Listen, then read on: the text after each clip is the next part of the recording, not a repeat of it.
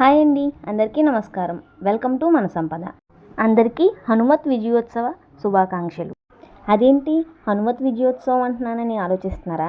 ఏం లేదండి, చైత్రమాసం పౌర్ణమి నాడు శ్రీరాముల వారికి పట్టాభిషేకం జరిగిందని చాలామందికి తెలుసు. ఆ సందర్భంగా శ్రీరామ్ విజయానికి అలాగే సీతాన్వేషణలో చాలా ప్రధాన పాత్ర వహించిన మన ఆంజనేయ స్వామి వారికి సీతారాములు కలిసి ఘనంగా సత్కరించారు.